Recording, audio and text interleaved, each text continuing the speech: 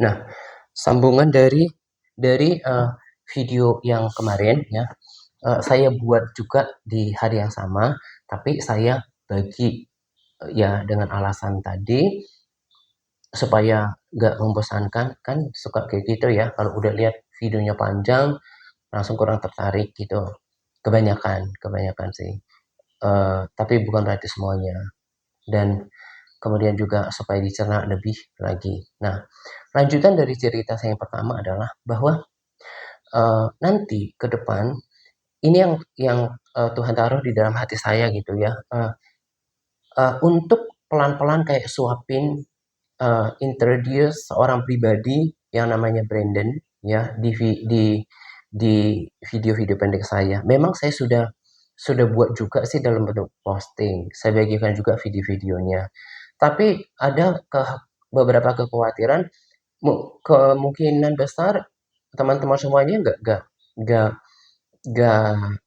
putar video itu. Ya mungkin karena faktor koneksi, eh, em, karena video itu berbahasa Inggris.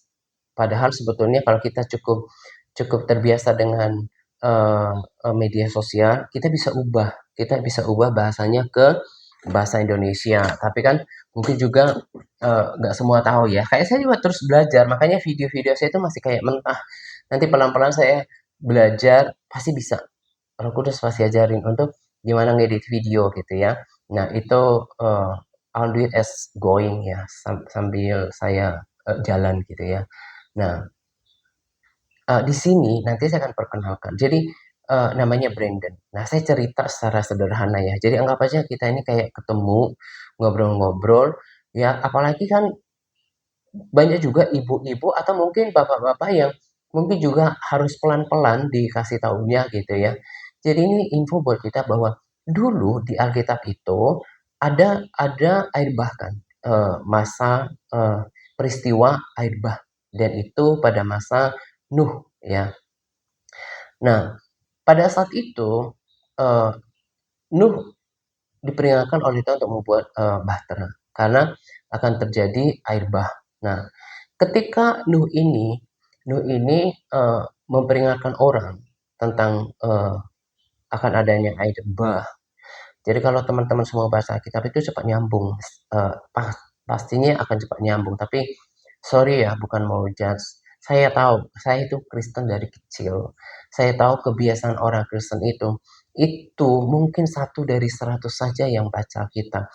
Bahkan mungkin yang konsisten itu mungkin 1 dari 1000 yang baca Alkitab. Nah, tapi bagaimanapun dengan adanya media sosial berharap eh, lebih tahu banyak informasi dan berharap nanti lewat video ini tahu gitu ya. Orang-orang itu pada nggak percaya. Malah Nuh dikatakan gila karena dia membangun bahtera itu jauh dari dataran rendah yang konon ada airnya. Dia malah kayak di dataran tinggi. Jadi memang ya masuk akal kalau dibilang itu seperti insane gitu ya, nggak gila kok buat perahu, terus airnya dari mana gitu ya. Nah, di zaman kita sekarang, jadi Tuhan itu gini, kebaikan Tuhan itu sangat luas. Salah satunya adalah sebelum segala sesuatu terjadi yang besar di dunia ini, kan akhirnya waktu itu kan membunuh, ya membinasakan kan semua yang hidup kan pada saat itu. Itu kan peristiwa besar loh. Kalau kita coba renungkan, itu peristiwa penting sampai Tuhan kirimkan Nuh untuk mempersiapkan semuanya. Nah, sekarang zaman kita ini ada seseorang yang Tuhan panggil, namanya Brandon, yang saya suka bagikan di akun saya itu adalah orang yang Tuhan pakai. Saya tahu, saya nggak pernah ikut-ikutan lihat orang kalau Roh Kudus nggak kasih tahu konfirmasi. Nah, dan kalau beberapa di antara teman semua pernah ngikutin itu, ya beberapa sih sahabat setia saya yang saya tahu pasti itu ada Bu Alinang dan Bu Edit, sahabat setia saya dari Malaysia.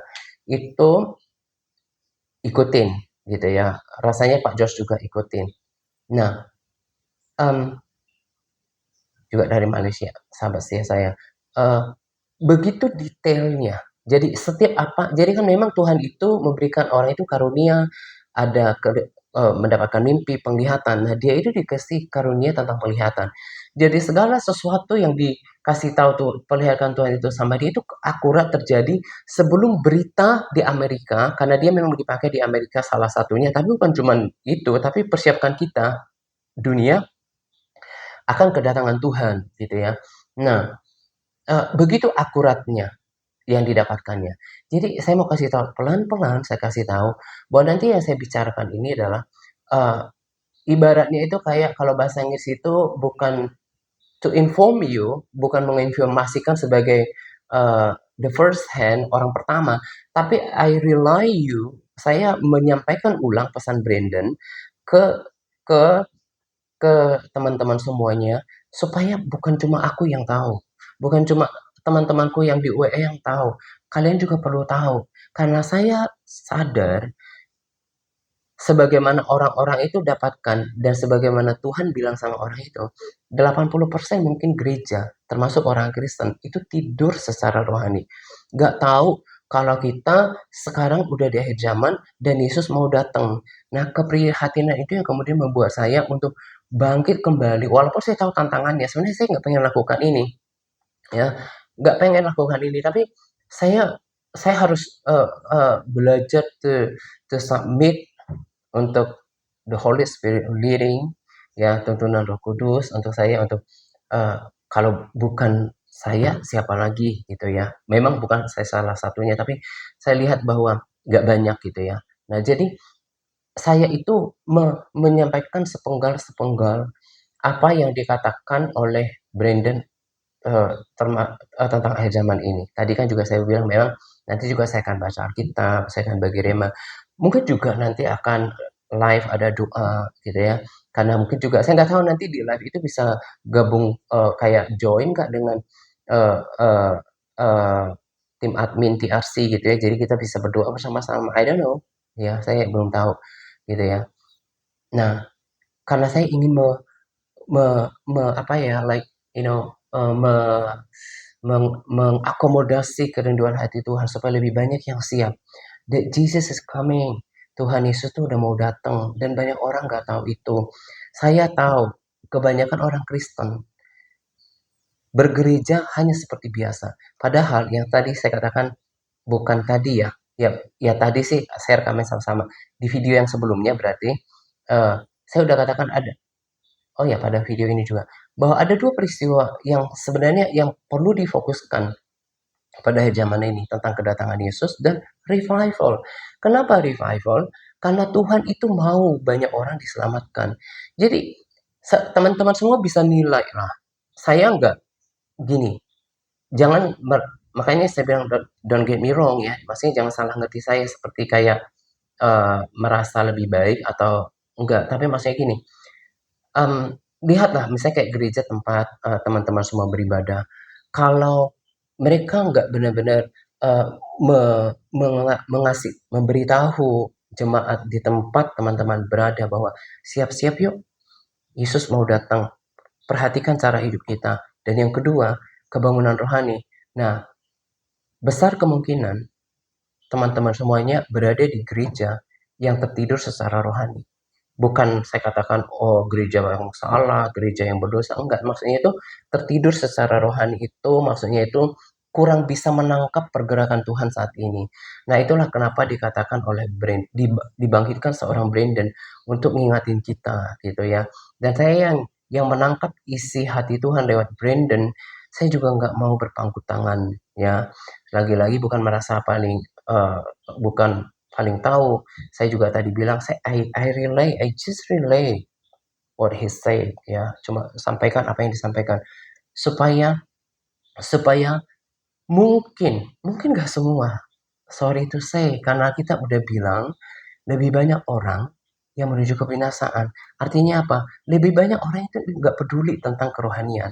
Nah, tetapi tiba-tiba saja seperti pada zaman Nuh, tiba-tiba air bah, manusia binasa. Nah, ketika kedatangan Tuhan Yesus nanti datang, tahu apa yang terjadi? Hukuman-hukuman yang sudah dinubuatkan di kitab Wahyu itu akan terjadi namanya gempa yang sangat dahsyat, penyakit-penyakit yang sangat parah gitu ya. Nah kita kan tentu tidak mau masuk ke sana.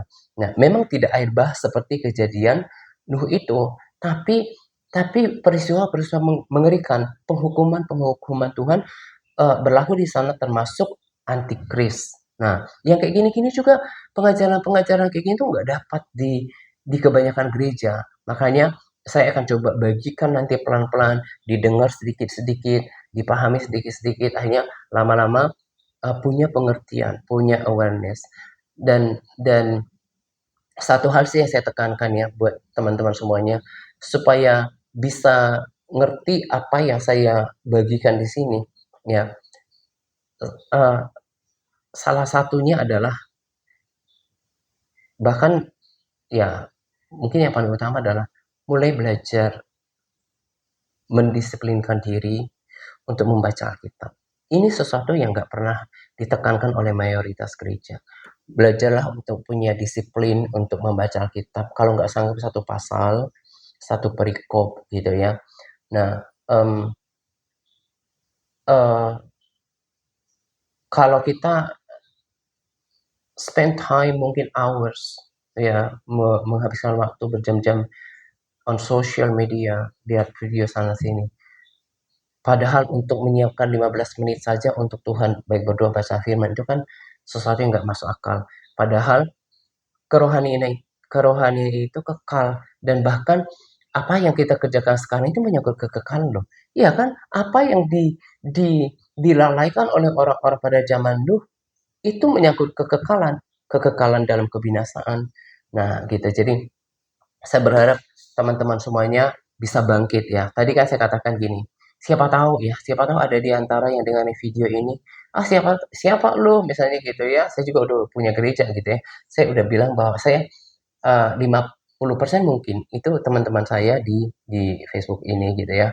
Nah, sebetulnya saya lebih prioritaskan kepada mereka yang mendengar gitu ya. Tapi kalau ada teman-teman lain yang merasa eh, punya keseriusan tentang kerohanian dan punya kerendahan hati untuk mendengar apa yang penting. Karena sangat mengerikan nanti kalau masuk pada masa kesukaran namanya. Kalau Yesus sudah datang, eh, penganiayaan itu akan sangat besar di sana. Jadi kita nggak mau masuk ke sana gitu ya. Makanya kita di-prepare, dipersiapkan sekarang gitu ya. Nah, saya juga malah rindu ya kalau ada sahabat-sahabat lama saya yang udah nggak ada di grup WA mau bangkit lagi ya. Mungkin juga kayaknya itu kalau mau eh, langsung ketemu Pak Atta kayaknya kurang karena udah lama itu kayaknya kurang nyaman. Jadi bersyukur sekali sekarang kami ada pertemuan doa. Jadi pertemuan doa selain saya, jadi saya di army ibarat pengerjaannya itu ada doa kami setiap hari Jumat.